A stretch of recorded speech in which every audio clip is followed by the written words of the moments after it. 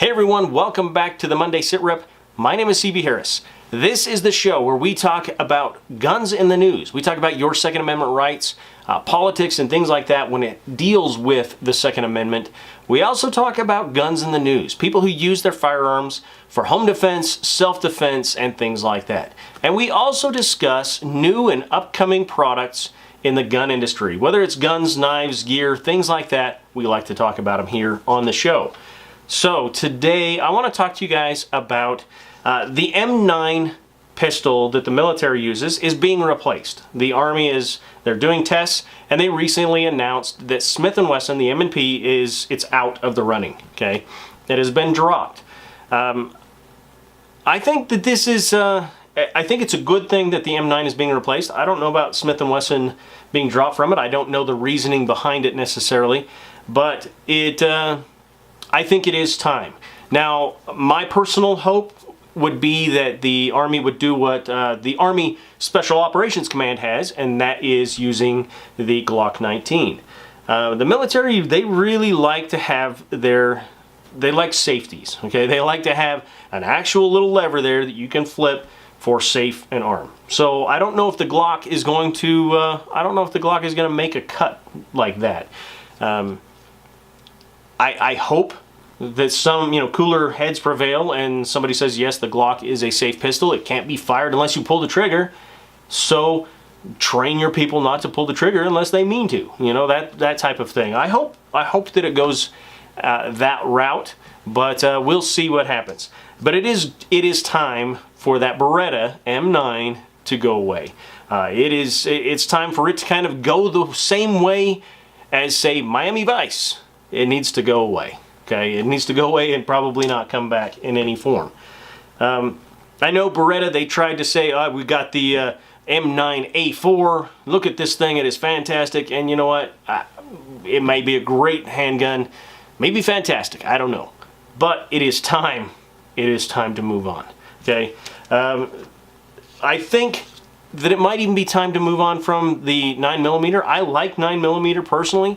I think with modern ammunition, it is fantastic. However, the military has certain restrictions, especially in war. They are restricted from using hollow point ammunition. Okay, so they have to use ball ammunition. So in that case, the 9mm bullet is not necessarily a very effective man stopper at all. So something a little bit larger, a 40, a 45. I know there's people who are going to say we've got to replace it with a 1911. It's got to be a 45, but it doesn't necessarily. I don't think. I know that when we talk about the Geneva Convention, we always assume that the military can't use hollow point ammunition, which is absolutely not true. Okay, what we signed on to was we won't use hollow point ammunition against other signers of the Geneva Convention. Also, yeah, okay, politically, we won't use it in war. Okay, what about operations other than war? What about when that war is not against another nation but against terrorists? Is that bending the rules? I don't think it's bending them. I think it's blatantly falling within the rules, the guidelines that are set forth. So I really believe that, if we're allowed to use proper 9mm ammunition, I believe that it would be very effective. However, I don't believe that that is what is taking place here. I think that this testing is going to be, end result, I believe it's going to settle on a 40 or a 45. We'll see what happens. I'm going to make that prediction now, though. Now, M&P being out of the race, whether or not that's a good or a bad thing, I like the M&P. I don't own one. However, the M&Ps that I've shot, I really enjoyed. The trigger leaves something to be desired, but you could say that about a lot of handguns, particularly the Beretta M9. Horrible trigger, really just quite atrocious. So yeah, I think that if we can get a decent trigger, a decent handgun, again, my bid is for the Glock 19, but I don't have a dog in the fight, so I guess I really don't get any say in that matter. So anyway, guys, I want to hear your thoughts. What do you think the Army should replace the M9 width. Now consider this, that when the way the Army goes is the way the general force is probably going to go. So the Army, the general force, the Air Force. Now special operations and special units, that's going to be a whole different story, but you're going to have Army, Air Force, Navy, and Marines all using whatever is selected, likely. Okay, so I want to hear what you guys think we should replace the M9 with. Leave it down in the comment section. I want to hear caliber, brand, model, that sort of thing, and I would love to hear from you guys, anything that you have to say. So be sure to leave that down below. Okay, next on the Life or Death Files, this one is out of Akron, Ohio. Okay, so as I said, this is out of Akron, Ohio, and Mr. Craig Noggle is he's a 66-year-old Army veteran. He's at home on a Sunday morning, just hanging out, I guess. And his neighbor, Daniel Givens, comes and knocks on his door and then leaves. Well, this kind of sets Craig, he's a little bit nervous, so he retrieves his handgun. And when Mr. Givens comes back, a fight ensues, okay? He's 66 years old. He even talks about it in the video. I'll put the link down below. But he's really worried. He's not sure he can take him. He doesn't think that he has a chance without his handgun. He has some fairly serious medical problems. He's taking a beating, to be honest with you. He's actually taken a pretty good beating. You can see the bruising that happened to him. But he is able to get his handgun in action and is actually able to shoot Mr. Givens in the ankle. Mr. Givens, I guess, I don't know how he gets away, somehow hobbles home where the police find him. They take him to the hospital and then arrest him for assault and aggravated burglary. Daniel Givens was attacking Mr. Noggle even though he had a gun. He knew he had a gun and was still attacking him anyway. What would have happened had he not been armed?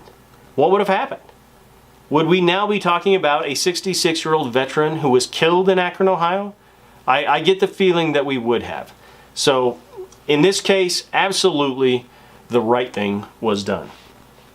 So next on What's New, this is something in the subcompact gun market that I'm finding this pretty intriguing. It's definitely something I've never seen before. So, what's new? Okay, so what we have here, this is the Bersa Thunder. This is the 380 Combat Plus, okay? So the Bersa Thunder, a very popular subcompact handgun. I don't know if it necessarily led the charge for the 380, but it was definitely up there. One of the most popular small subcompact 380 handguns on the market is the Bersa Thunder. The problem that I have with any 380 has to do with, the calibers. It's a little bit underpowered, but with modern ammunition, I think we can overcome that. But they have a tendency to be really just, they're so small, you don't have much ammo. And that's really the case with all subcompacts, no matter what caliber. This one definitely takes that in a different, completely just blew my mind, 15 plus 1. Yes, you heard me, 15 rounds plus 1 in the chamber. That's ridiculous for a subcompact. I'm hoping other companies are listening. I'm hoping companies like Smith Wesson are listening, Glock, Springfield, you guys listen up. Subcompact, 15 plus 1. What you got? You got anything? Let's get this thing rolling. Let's get the subcompact, those wars that were going on, everybody trying to outdo each other, let's get that fired up again. Because 15 plus 1, we can do this, okay? I think this is pretty amazing. It's really not that much wider than the standard 380 Combat. Okay, that one's an 8 plus 1, and that's 1.3 inches wide, and this is 1.35 inches wide. Not much of a difference at all. So it's pretty impressive. It comes with 2 magazines. It has dovetailed sights, so you can change them out. I think that it's fantastic. 3.5 inch barrel. The price. Their website really doesn't have an MSRP. If you get on Gun Broker, you can find it anywhere from probably about in the $340 up to $400 range. If you're paying more than the $400, you probably need to just kind of do a little bit more looking. I don't know what it's going to cost you at your local gun shop. Ask them. Check out Gun Broker and shop around, and you can find a fairly decent buy, I believe. So anyway, I would love to hear what you guys' thoughts are. should some of these other companies, do they need to start stepping up and coming up with a little bit higher capacity in their subcompacts? I'm excited for it. I hope that that absolutely is what happens. Of course, that means I got to spend more money and buy another subcompact. Anyway, guys, I hope you enjoyed the show today. If you did, it is always appreciated when you like and share the videos. If you are not a subscriber and you want to become one, find that subscribe button down below, give it a big old click, and then come back next Monday for another Monday Sit Rep. Don't forget, during the month of November, we're going to be doing a video a day for the entire month. I'm pretty excited about it. Kind of getting a little nervous, getting a little closer. Got to really start cranking out those videos. So if you have any ideas, leave those down in the comment section or send me a message, whatever you want. Email. I will put my email address right up here so you guys can check that out as well. If you have ideas, go ahead and send those to me. I would love to hear from you guys. Remember that your mind, that is your most important tool, and it is vitally important to be armed with information. Until next time, take care and be safe. Charlie Bravo, out.